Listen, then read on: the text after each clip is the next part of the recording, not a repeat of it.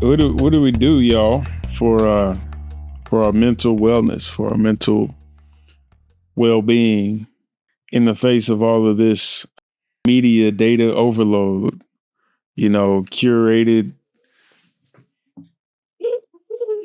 peripheral vision cut off? I know what I'm going to do. What's the solution, Mr. Vince? I'm going to go live outside. You're going to go live outside. Well, I'd tell you to call and let us know how it goes, but send a carrier pigeon. I got to get in shape first. It's interesting.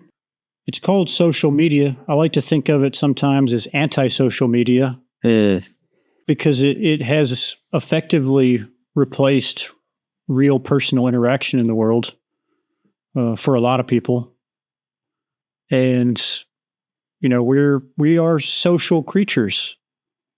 The screen, although you might be interacting with people in a certain way, that screen is not, that little bit of interaction is not the only thing that you need as a human being. You actually need to be near people, to interact with people, to have conversation with people, actively, with tone of voice and body language.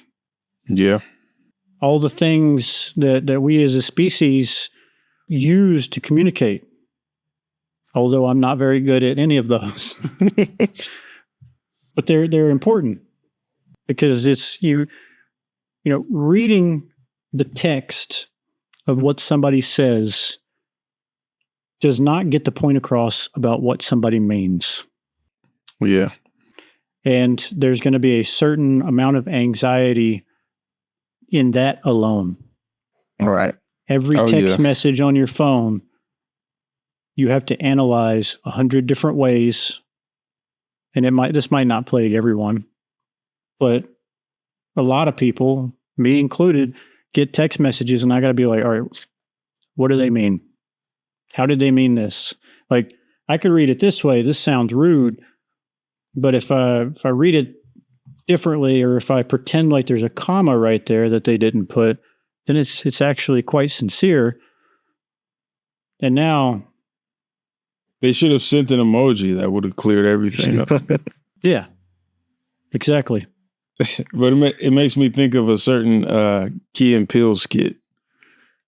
It's an exchange between, Key and Peele, of course, and they're text messaging, and one guy is really, kind of high strung, and the other guy super laid back, like, like a pothead or something. He's just chill, yeah, man, cool.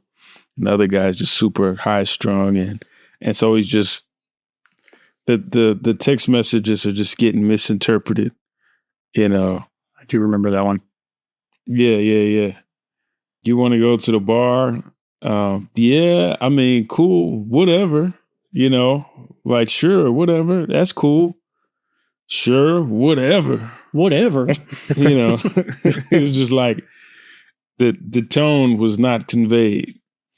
That's a funny example because I've texted the word whatever before and had it misconstrued. Yeah. One of the key things, like when I was doing therapy, was that you can't tell people how to interpret things. And so even if you didn't intend on portraying or conveying a specific message, if the person took it that way, that's their truth. And then you have to redirect and communicate. And typically that works better with face-to-face vocal communication versus using your phone and texting. Oh, yeah. Yeah, using the phone, you didn't even have opportunity to correct it. You blocked. You what happened? Yeah. Text not going through anymore. What did I say?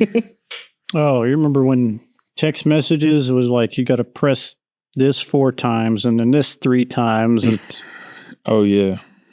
the alphanumeric keypad. Yeah, that's when somebody texts you, and instead of texting them back, you just call them. It's like, oh, that's interesting. All right, That's what the text message was. Can I call? Right. Exactly. It's like you should have just called. You spent a quarter to ask me if you could call. That's hilarious. We really have lived through all of this stuff just to kind of watch things digress and regress. And oh no, when we were little, you changed the radio station with the dial and you watched the little needle move across the numbers. Yeah. And if it was between two numbers, you had no idea what the radio station was until you heard him say it. Right.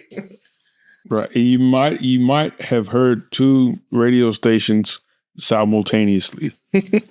I still get that. It'd be like country music and like a football recap all at the same time. More time appropriate Christmas music and a football recap at the same time. Right. Or Christmas music and country music at the same time.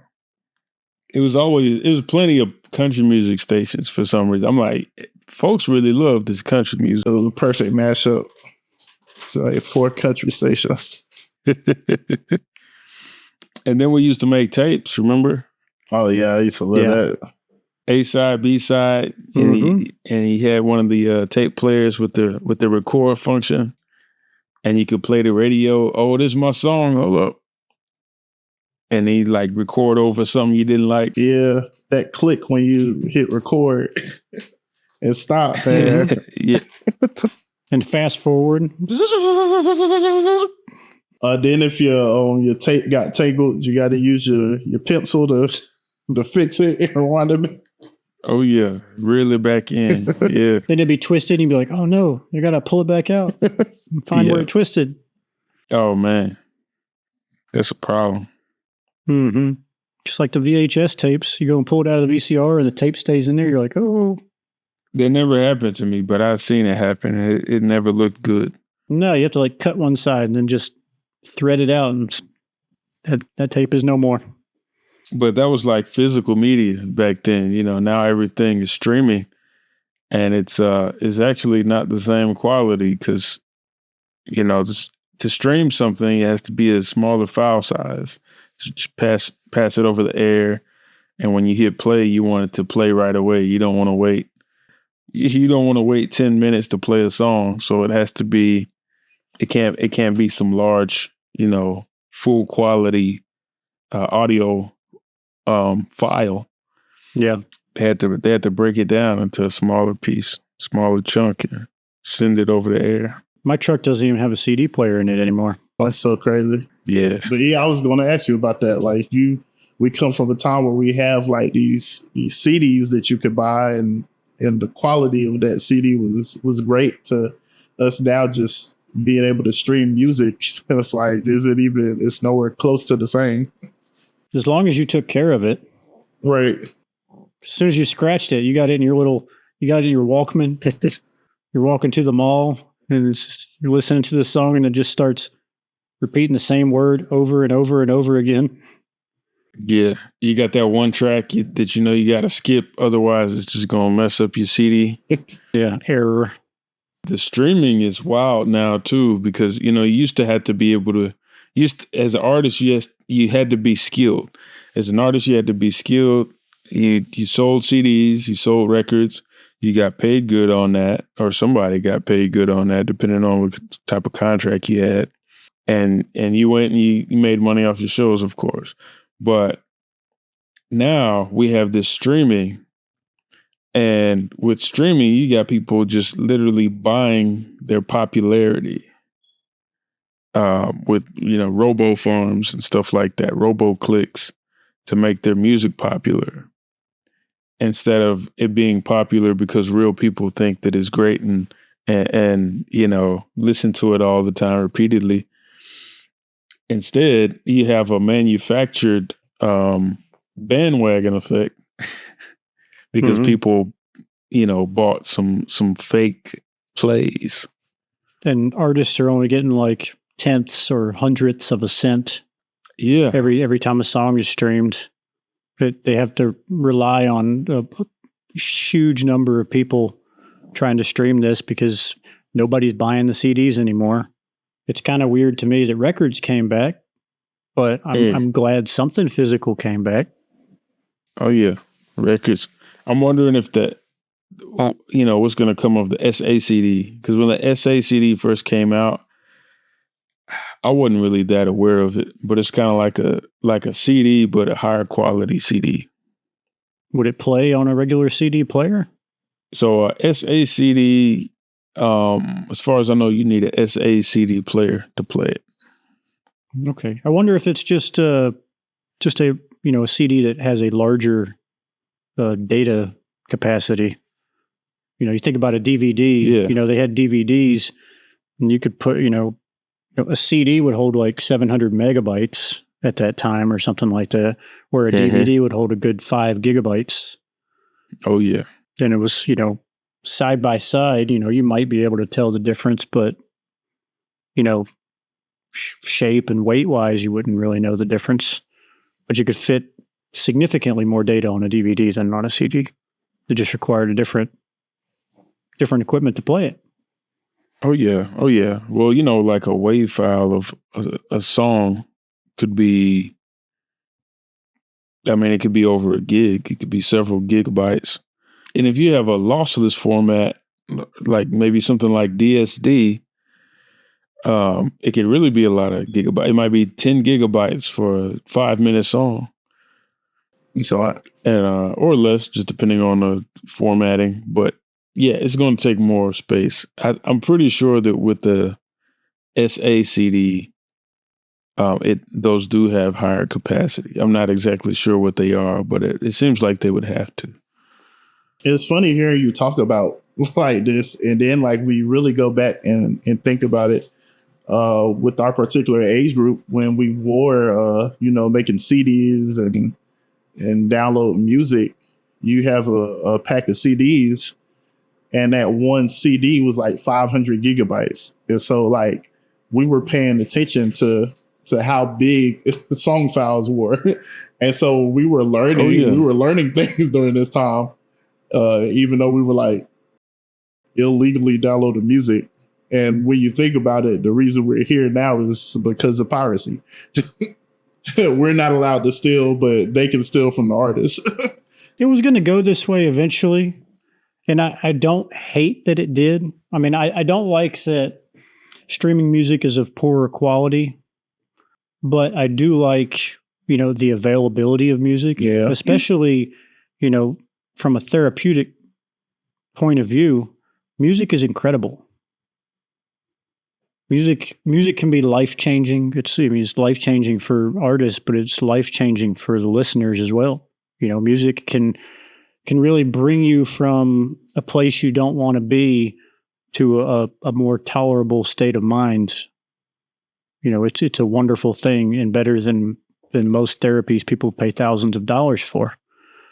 Also, there's just sheer waste of resources. Think about how many CDs you've broken. There's been CDs that I've had multiple times because they've gotten broken or damaged, but I like the CD so much that I had to, save up and buy it again. And then you think about you got the plastic CD and the plastic case and the booklet in the CD case and the plastic wrap around the CD case and the sticker on there to tell us that it was explicit content. There's a lot of resources at play there. And at the time, that's what we had. It was the best of what we had. But now, with things being digital, there is more access to it. It is more inexpensive for a lot of people if you don't consider piracy. But it is very beneficial. Yeah. In that sense. Yeah, I can see that. But the long run of it is our country just sucks because music is cultural, and so there's a aspect of music that we're just naturally supposed to be getting free, but we've turned it into entertainment. And because America is this huge melting pot, all of us are missing out on the music that we would naturally be getting for ourselves, like every other culture has, that we shouldn't have to pay for, but we have to pay for like so much stuff when it should be things that we're getting naturally for our survival. Yeah. Well, the music, is created by artists, and the artists aren't going to give it away for free. They sure aren't. Well, there was a time where there was, especially with hip hop. It was nothing for us to get a bunch of mixtapes and music for free on top of the stuff that they were selling. That was a beautiful time. Oh, I know. We would be out walking or something, and there'd be somebody, hey, you want my mixtape? Because they could buy, $15 would get them 100 CDs or something like that. And they'd be printing them. I remember when I first got my first CD writer, that was like game changing. Like, I'm making CDs. When I get a car, I'm going to get a CD player. Yep. Yeah. What's funny is the first car I had didn't have a CD player, and I never had the opportunity to put one in it. But it was old enough back then. We had, cassette tapes, and they were functional. But when I finally did have a CD player in the car, I listened to those CDs that I made myself so much that when I hear those songs streaming or on the radio or something today, as soon as like the song ends, I can start singing the next song that would have been on that mixtape. Yeah, not the album, but your custom mixtape. On my custom mixtape. Oh yeah, that was cool. I mean, back then I remember I made a mixtape. It was like they released some Tupac acapellas, and I was already making beats and stuff. And then I had some neat instrumentals, and I had like put together, versions of Tupac songs that didn't exist. And I would ride around listening to them. It'd be, and it wasn't just me who did this.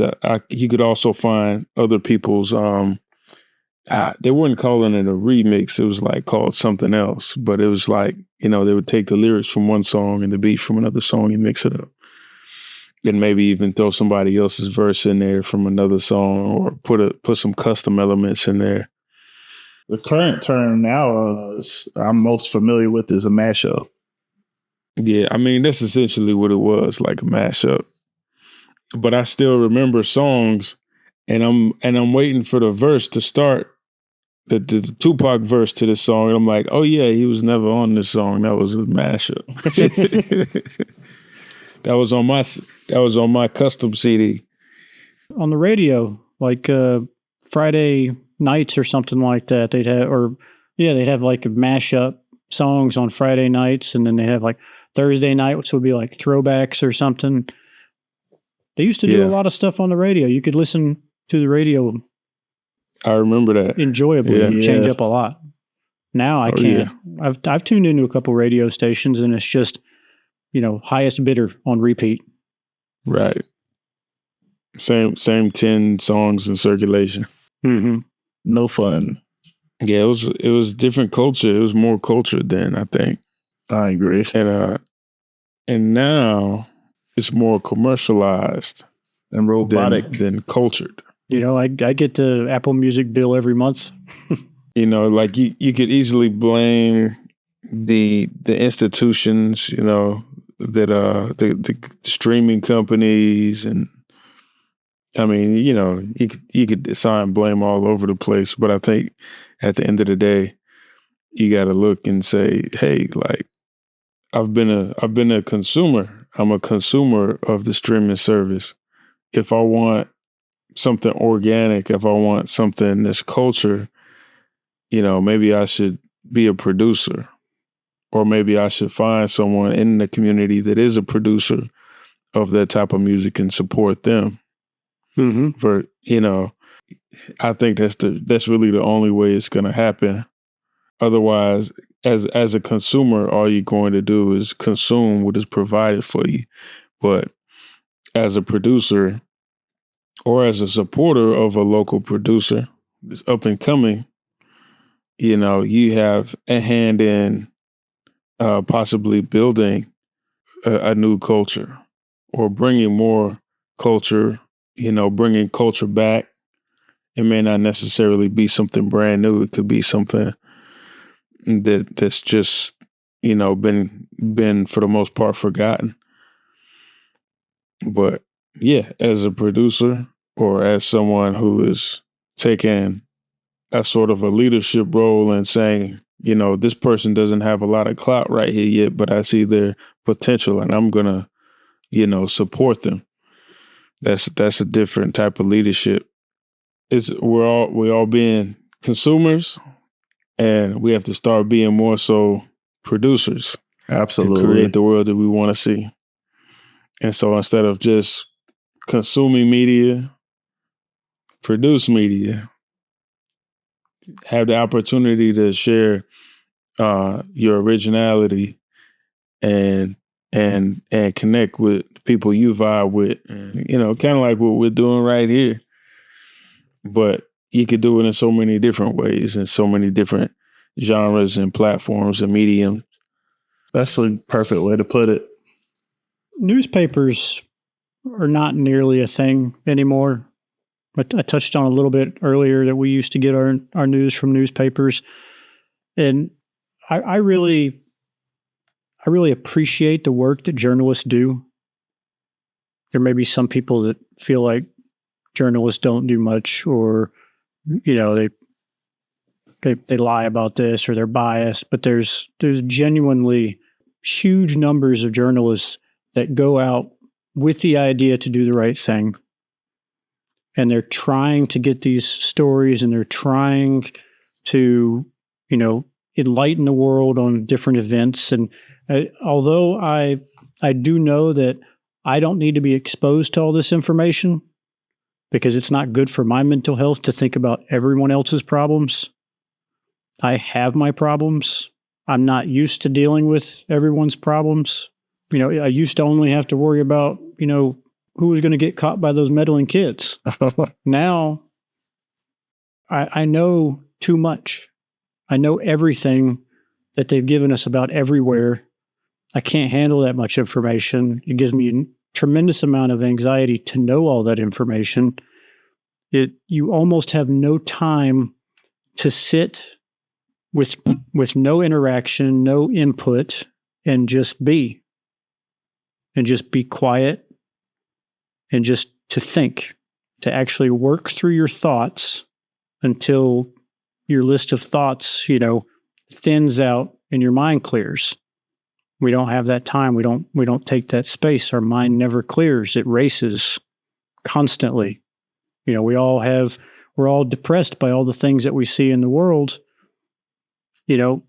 Depression has gone up, but so has access to all the problems in the world.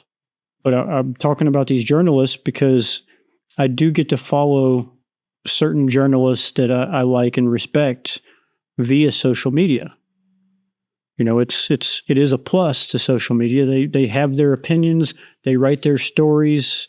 They do their research. They're boots on the ground. They've been in the other countries. They do the work. So if there is anything that you are compassionate about and news that you want to follow, I think social media is a great place to get that from reputable journalists. You don't have to watch cable news and just hear this collage of every bad thing in the world. You can pick and choose what information you take in. And yes, a lot of this information we need to know. We need to know information to make informed decisions. But too much is too much. We as a species aren't designed to handle this much information. We can handle it, but it pays a toll. Our mental health suffers because of it. And then there's the question of relevance. When faced with all this information, like, how much of this is important to me, truly? And you see that a lot with politics. A lot of politicians are using things that certain people feel very strongly about in their own life, that they already have the freedom to make those decisions in their own life, but these politicians are using things as a platform. Like, you already have the freedom, for like abortion, for example, you already have the freedom to decide whether you don't get an abortion. There's no law that says you have to get an abortion. There just used to be a law that gave you the right to choose. Yeah, they'll take these issues, use it to hit your buttons. And now you're captivated by something, or maybe you're worried about it, anxious about it. And really, it's like everything's actually fine. That's where I was going. They're stirring you up for no reason. Yeah. I'm picking up what you're putting down. They're pandering to your thoughts and feelings about things that you already have the right to control, but they're tugging on your strings. Yeah, like, hey, resist this. Yeah, now you got to pick a side, even though you might not be picking for any type of good reason. You just have to pick a side. Yeah, you got to stop inundating yourself with this information you don't need, with these choices that don't affect you. And that takes some self-awareness of what's going on, what you're doing. At some point you're gonna find yourself wound up, about some information that you received, and then you've got to have a sobering moment to understand, like, hold up, wait, like, does this matter? Is this gonna matter to me tomorrow? Is this gonna matter to me in a month or a year? Is this important? Does this have anything to do with me? And you've got to be able to distinguish what really makes sense. Does it make sense to you that Haitians are jumping out of helicopters and eating people's pets? Not even in the slightest. Not at all. It makes for good music. Yeah, media took that and rolled with it. Social media took it, and it became something way bigger than, even if it were true, it ever should have been. Oh, man. Affecting the lives of so many people that it would not have affected.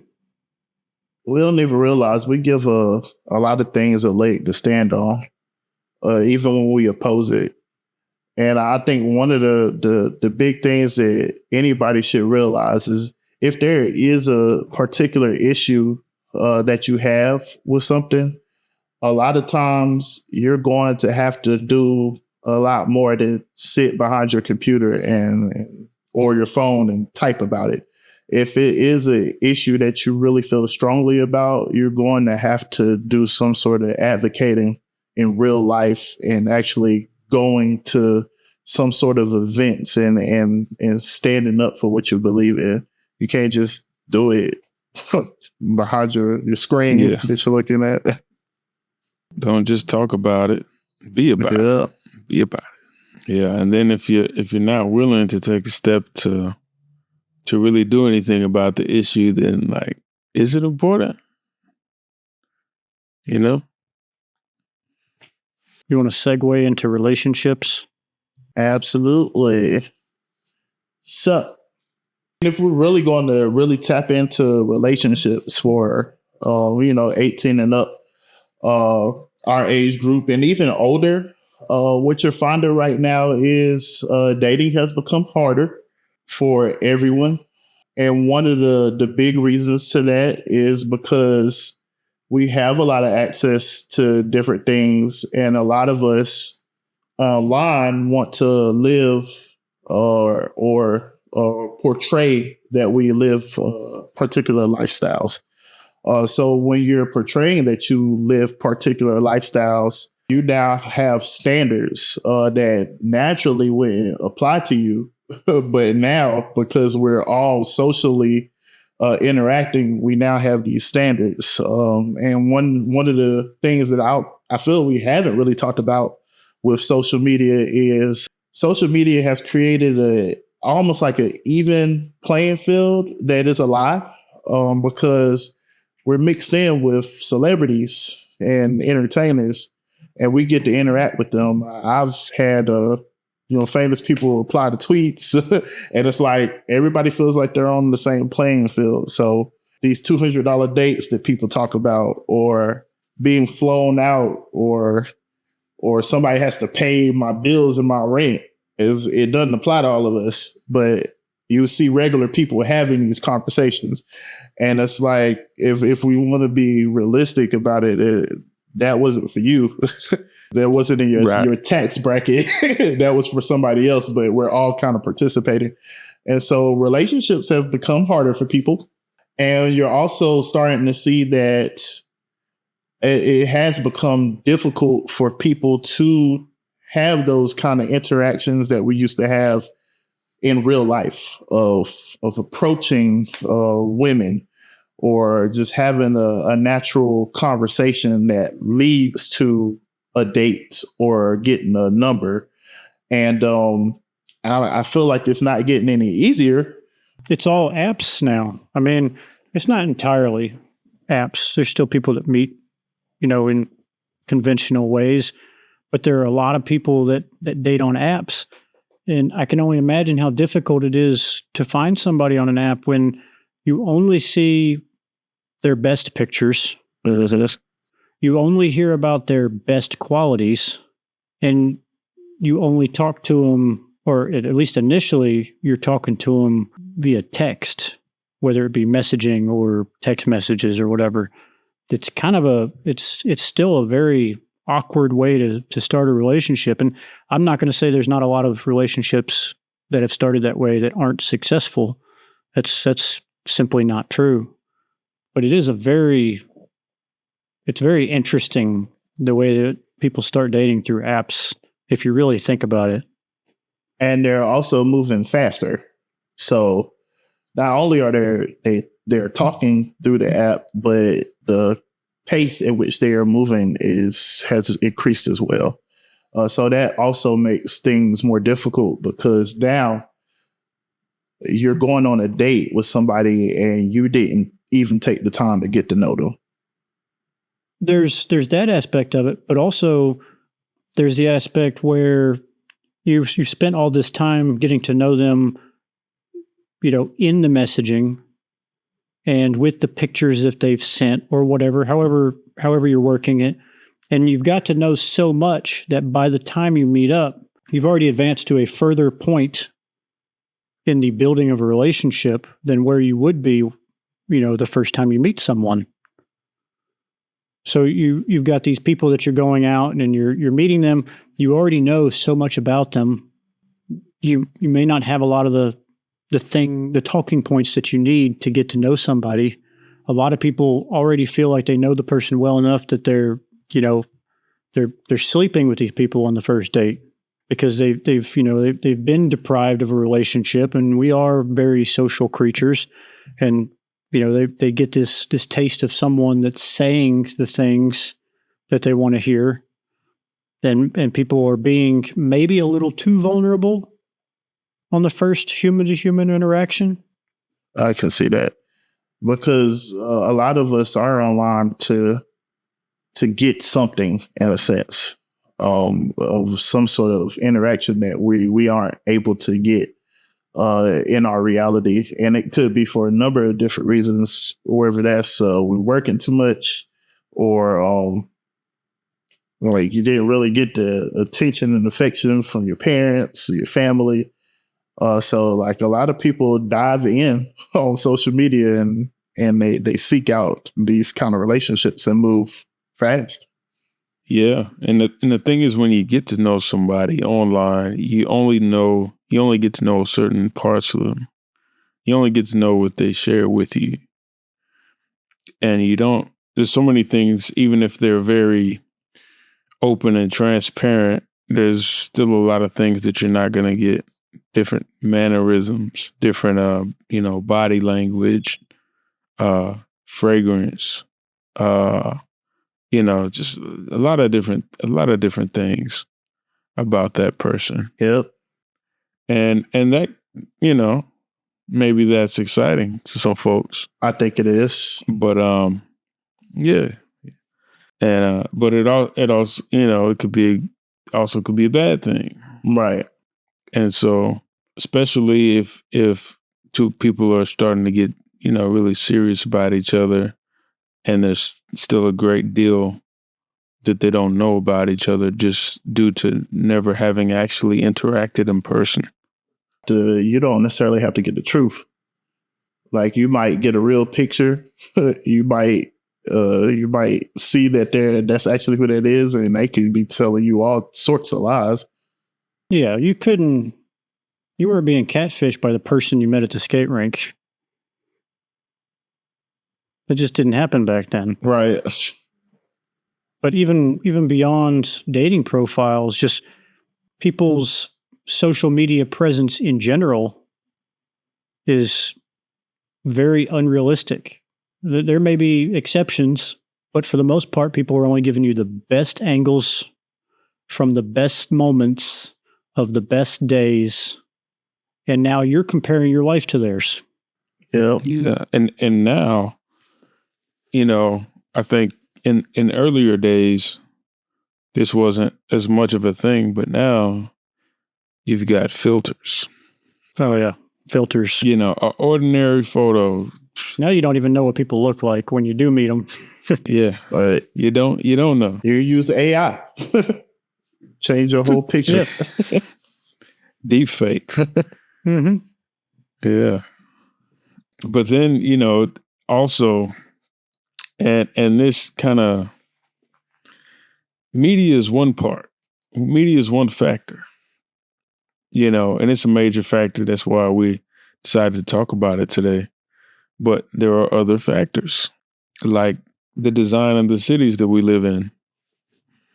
If you in cities that aren't designed to be walkable, or that aren't designed with social centers in mind, it may be hard to meet new people, to be, friends or someone to date or whatever. It may be hard, just more difficult to do that, just because the way that the society has been designed. There's no maybe about it. It is much more difficult. If you're not finding someone online, you're finding someone by chance. And we've eliminated a lot of the chances. You're not gonna make a connection with someone who's looking at the same movie section as you at Blockbuster. There's no Blockbuster. You're not going to make the same connection as somebody who's similar to you in the produce aisle at the grocery store, because a grocery store employee is pulling your groceries. Good point. And this is, this is a hard thing for me to say, but if you're not, I have an electric vehicle, and if I stop and charge, I'm not stopping at a gas station where I would have interactions with people, albeit, around Atlanta, I want to have as few interactions with people at gas stations as possible. I've seen some wild videos. They're not just videos. But you miss a lot of those opportunities that you would normally meet people. We have effectively obsoleted those things. Is that even a word? I mean, it made sense to me. Yeah. We've made them obsolete. Yeah. It works. You're a scholar. I like it. We obsoleted those things. Scholars get to make words. That's my rule. That's going to be the new slang. We obsoleted it. It's out of here. Hey, man, where your brand new tennis shoes? Oh, man, you mean the shoes I had on last week? Man, I got something to blow them out the water. I obsoleted them. It's out of here. Wait till you check out my new footwork. I obsoleted those old things. That's funny. But do you all think like this is a benefit to the society in which we live? It's harder to date. It's harder to connect with people. Harder to have that community which makes it easier for us to be consumers, for us to fall victim to advertisements and buying. I think it's as much a benefit as it is a detriment, to be honest with you. Because even though things are really weird, we miss a lot of opportunities. A lot of other opportunities have been created. You've got people meeting people that they really should be with, but they might not have been in the same city. You know what I mean? Yeah. People are finding opportunities for work or for recreation. You know, people are making friends with people in other places that would have been outside of their circles already. There's a lot of benefit to social media, and there's a lot of benefit to online dating. Even though there is a lot of things that are really bad about the two. A lot of it might just be implementation. I think one of the big parts of the problem is that one of the big parts of the problem is in one replacing the other instead of both of them coexisting together. You know, if you have a healthy, organic, in-person ecosystem around you, and also are able to connect with people online, that's optimal. You can use all the tools. Yep. But if you're, connecting online is becoming treated as a substitute to having real in-person and meaningful connection with people around you, that's not such a healthy circumstance. It's not such a healthy situation. I agree 100%. And I somebody mentioned it over the last couple of days, and I caught it, that we are pack animals, so to speak. We are very social. And when we don't get those interactions in one way or another, we still seek to find them. Yeah, makes sense.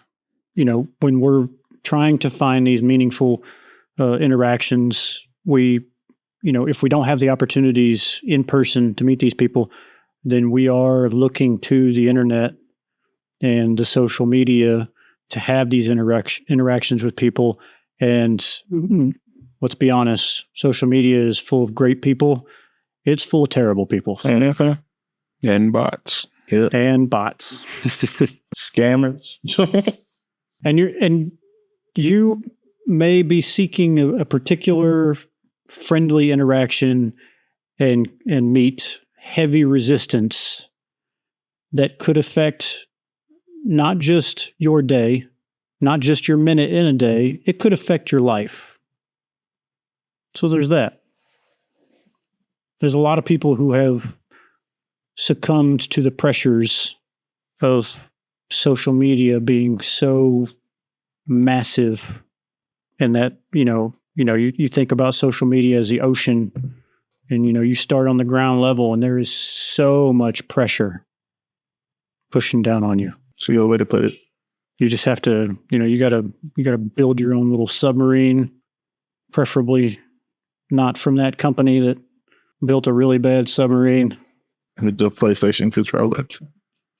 We've got to ask ourselves sometimes, like how much of what I'm telling myself is important is based on someone else's valuation and validation of me, right? Like, why am I really doing things every day? Like, why am I really putting so many efforts into something? Is it to get validation from somebody else? Do I have something that I feel good about that is not dependent on, what they think about me on this social media platform? That may be a good question to ask yourself. And if the question is no, not much, then okay, well, why not? Where could we start? How could we, take some of this attention away from what someone else thinks about you and focus a little bit more on, what you think about yourself, what's really important to you. And consider, these people may or may not exist. Yeah. That's a big one. These people may or may not exist. And even among the people that do exist, how much do they really care? Yeah. Or matter. Their interaction with you might just be one of many identical interactions. That might just be the way they interact. It might be completely meaningless to this person. It does not need to affect your life, especially if it doesn't affect your life. Right. I think what happens is, especially on most of your social media sites, is they're cliquish, and so it's almost just like high school where you have groups of people. Oh yeah, you mean yeah, and they establish like particular relationships with different people. So a lot of times you're finding like-mindedness, and you want those people to accept you. So most times you're going to find that people are only looking for the validation from certain people within that clique. And so they're not going to really say things that deviate from the group that they're in. And then if you do say something that is different from that group, then that's when you will become kind of exiled, or you'll get blocked or muted for your opinion. But a lot of people it's like a reality away from their regular life, which I think a lot of us do that, is try and find a reality outside of our normal. And so I think that's part of the purpose that it serves for a lot of different people. And that can be good or bad as well. I mean, some people, go on to certain social media sites, and these sites are just echo chambers for, very, very extreme political views or something else. And it's important that, you do a little research on where you're going and what you're looking into. That way of thinking, and, hateful or not, is going to drag you down. It's going to weigh on you more than anything else. You're going to be thinking about it, and that's going to affect the way you're interacting with other people in other places. And it could very well affect relationships that you already have. If you search long enough, you're going to find something that's okay with whatever it is you're doing and be accepted. And it doesn't matter what it is you're doing. Oh yeah, that's the sad part. Yeah, there's a cult for everything. Yep, there's a cult for everything. Oh boy. So Vince, you had mentioned to me earlier something about weaponized intelligence. Could you touch base on that just a little bit? Weaponized intelligence is a phrase that I would like to say that I coined, as we are scholars and we could do that. But yeah, weaponized intelligence to me is when we use our knowledge, everything that we've learned and how smart we are, and we use that against other people that may not have that particular knowledge, or they're lacking in intelligence, and we kind of use it to attack them or put them down. To even go deeper into that, I've often thought about that as being a historical problem in our society and the growth of all of our different, I guess, America and, Great Britain, and people who now have been able to find and seek and advance in particular areas. And because they then run across other people that haven't, and they think that they have to be over them, or they have to have a say in their lives.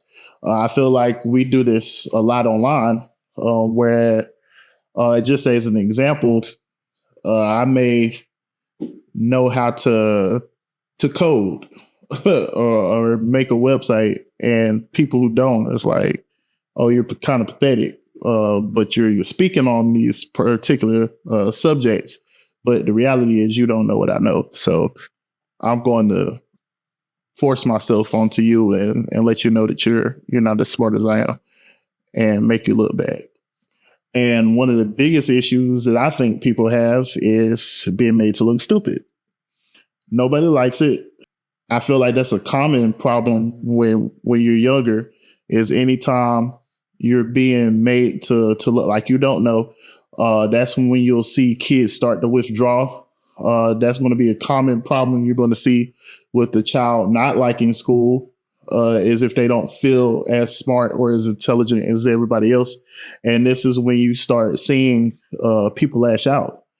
And so a common theme online is when you see people being embarrassed or feeling like they're lesser than, it's going to cause them to do things that is, in a sense, them lashing out or trying to get revenge or enact some sort of opinion that it may be considered negative.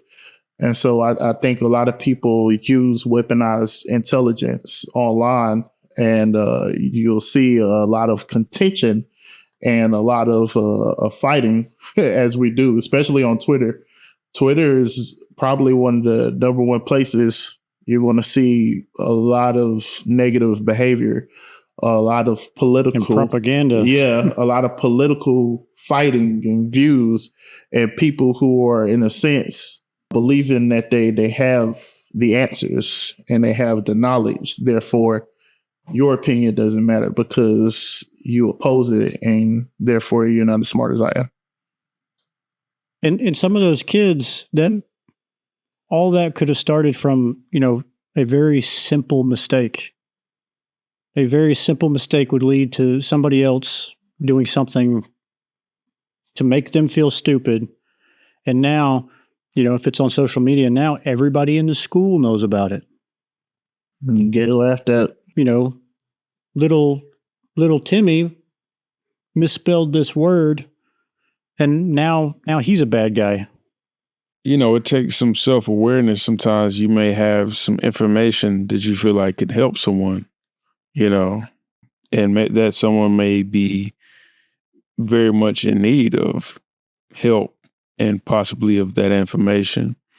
But even despite that circumstance, sometimes the person might not be open to that information or, be welcoming of it.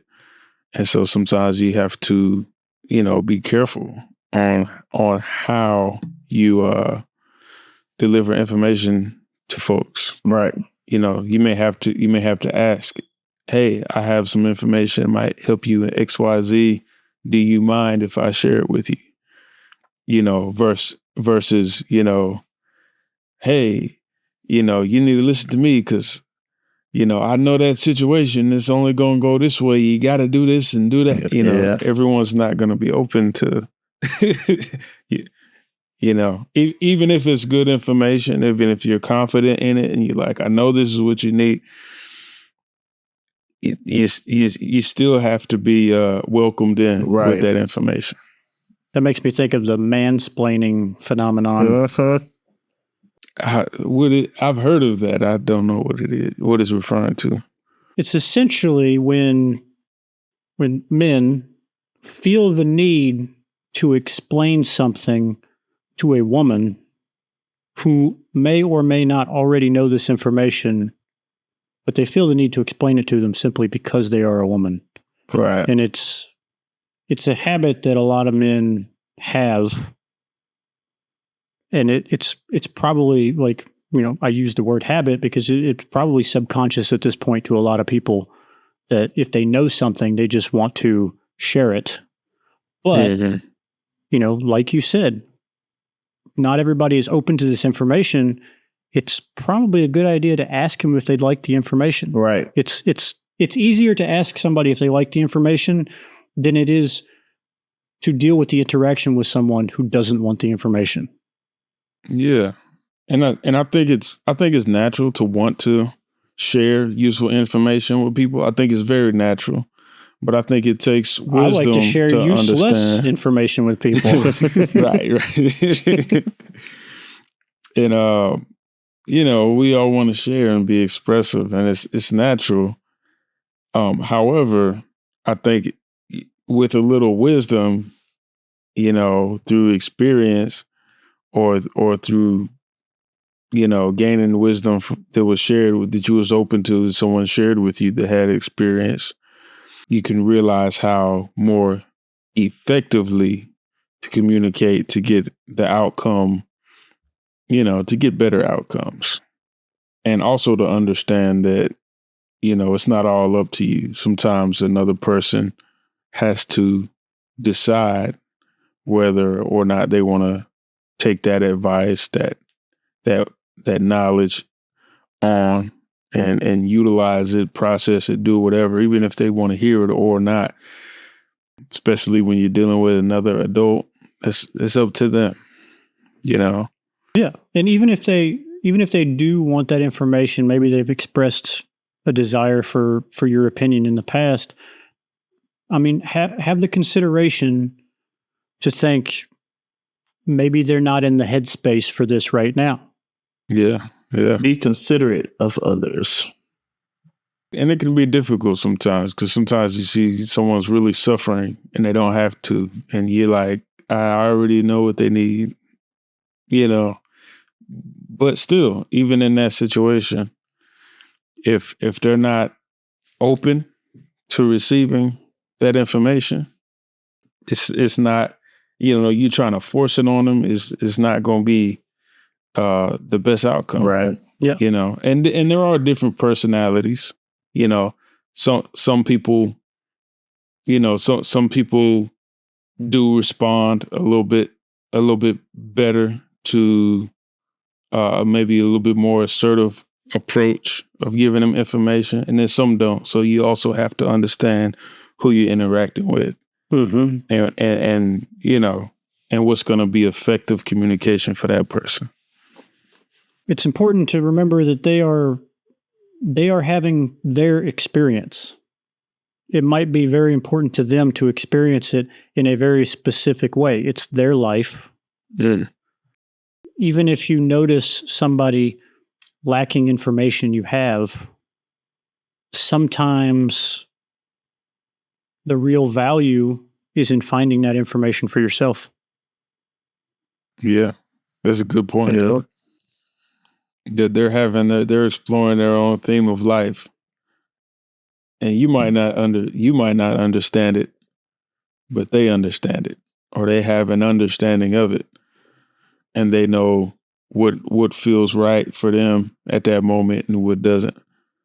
I think it's true for people who are making mistakes too. If you notice people making mistakes, maybe they're mistakes you've made in the past, and you grew from those mistakes.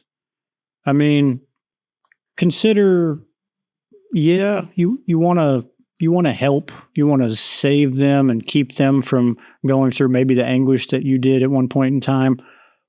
But if you just give them the information, they won't have the experience to learn from, which it's not going to be for everything, but for some things, learning the experience is more valuable, or learning the information is more valuable than the information. Yeah, learning it one way may rewire your brain, while learning it another way, it just becomes a theoretical concept. Yeah, like when we were talking about learning languages. Yeah. Yeah, I find that if we're not there for a person's developmental process, then we can't really dictate how they have a skill set for learning. And so I think if a lot of people really had that mindset, you would think differently on a person's ability to absorb and express themselves as far as knowledge goes. Yeah. And another point I'd like to make about social media, and I've said this before, when interacting with people on social media, or we should say when people are interacting with you on social media, nobody can make you feel a certain way without your consent.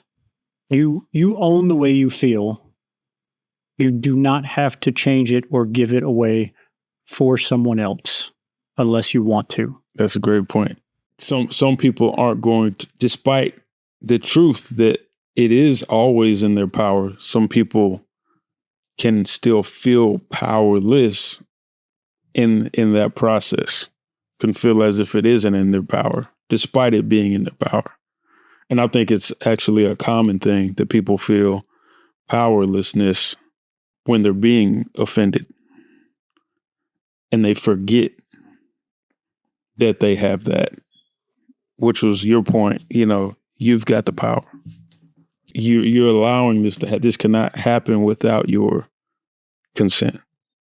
And while we're still hovering around social media, what do you guys think as far as the social media landscape and what we have available to us today? How do you think this is affecting, kids' development going forward socially? I guess if we're going to speak on the positives and the negatives, I feel like it's empowering younger generations to have a voice, to be able to reach a larger and broader crowd, and it's allowing them to have certain capabilities of financial gain, popularity. It puts them in a position to be accepted. Negative that I can speak to is they have too much access to things. And a lot of this can kind of go into the parenting aspect. No child should have access to social media alone. There's a lot of thought that may go into a child's privacy and allow them to have certain freedoms. But a parent should always share in that responsibility with them. There should never be a reason, because social media is very dangerous. The internet is a dangerous place. And so you have to share in those experiences with the child and the younger generations and really monitor it, because there are predators that exist, and they are also, using these platforms to take advantage of and prey on younger people as well. So if you're a parent, you need to navigate your socials and the internet and experience that part of their life with them. There's no reason you shouldn't know what they're doing. That's a really good point, and it reminds me of something. Video games. Like there's a lot of video games that you buy, and everything is digital now. You don't have to go to a store to buy a video game. You just download the video game. But a lot of kids are getting access to video games that are intended for adults, and their parents are paying for it. And I don't know if they're oblivious to the content or not, but a lot of it is, content that, kids shouldn't be exposed to at an early age. That's the reason for the rating. But I know game developers don't jump through any hoops to prevent it either. Correct. But there's also the matter of kids getting on games with open comms, where people are actively communicating with each other in the game. And I've played some of those games, and I typically turn the comms off on games because of how bad and how vulgar and how, just sincerely disappointing the language is between human beings on those games. It's worse than the games. And that just kind of goes into it takes a village mentality. Even though a lot of people don't want to have that responsibility for our younger groups of people, a parent is responsible for ensuring that a kid doesn't have access to certain types of content. And then it's still my responsibility as well to make sure that if I know I'm doing something that may have children involved, I'm also going to carry myself a certain way because I have that type of care for somebody else's child.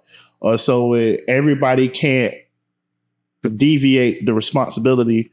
People have to step up. And it's a lot of individuals that play video games like Call of Duty, or it might be a sports game, Fortnite, of different age groups. But if you're 20 years old, if you're 30, you have to have a mindset that you are being viewed by somebody that might be 12, 13, or 15. Because even to your point, Zach, some of the games are inappropriate, but then there are games that are appropriate, but the comms are still terrible for the younger individuals. So everybody has to play their part to make sure it's okay. You can't rely on the other people to do the right thing. Right. Because that's not what they're doing. If your kids are playing games, you do need to monitor what games they're playing. It's simple. Yeah. Some games are more fun with headphones, but maybe your kid doesn't need to play that game yet. Yeah, major things to consider. As a parent, don't let the media raise your kids. Absolutely. It's a tool. It's a tool. You can use it as a tool. It could be beneficial, but it cannot raise your kids. It's not built for it. You don't want people you don't know raising your kids. Right. Yeah, boundaries are, when it comes to social media, is important. I was listening to one YouTuber talking about how he was, dealing with social media as far as how he parented his child. And, what he said is his time on the tablet is restricted, of course. And then everything is based on access, which has to be granted by the parent, which, especially at a young age, having these devices, it needs to be that way. I think, especially to a certain extent, because internet is too wide open. And like Vince mentioned, there's certain information that a young child is just inappropriate to have them experience and to have them exposed to. Yeah, they're in the development stages of their life. They're little sponges. They're picking up everything that everybody's laying down. They're learning their habits at these young ages. They're learning their language at these young ages. They're learning societal norms, or what they think are societal norms at these young ages. Mm-hmm. You're really building the foundation for the type of person that they're going to be. It's hard to change the foundation once you've built on it. Right. Yeah. Well, months will move by, years will move by, and the brain changes. As an adult, your brain changes, but as a child, your brain changes in a different way. After, up until about age 25 or so, your brain goes through physical, permanent structural changes. And, so it's very important to take care of that brain. And you take care of your child's brain. And as you get older, as we got older, as we move from being children to being adolescents and, teenagers and young adults, we had to learn to take care of our own brains as we receive more autonomy and freedom and, less supervision from parents. But especially at that young age where we're being supervised and, we have so many neural connections open in the brain and, we're learning all these new things for the first time. Yeah. Don't let the tech, don't let the media parent the kids. Right. Mm-hmm. I could say you don't know what you're gonna get, but actually you're gonna get a whole bunch of crazy nonsense. So you have to be that guide to give them the useful information that you know, and the guidance, and as they come of age to be exposed to certain things, you can explain. You could be there to explain and to help them to understand and to put into proper perspective on different, more mature topics as the child comes into age, into a young adult. Thank you for that. I think awareness is both the ailment and the cure. I'd like to thank you guys for joining us here on the Nook and Cranium podcast. If you listen to the podcast, we can be seen on YouTube, anywhere you get your podcasts. Anywhere. Check out our website, nookandcranium.com. We're constantly making upgrades to that as we go. Like, subscribe, support the channel. We're on Instagram sometimes. We're also on Blue Sky. Hope you have a happy and prosperous new year. And I hope that one of your resolutions is to stick with us here and to learn things as we do. Absolutely. We'd love to have you along. Peace.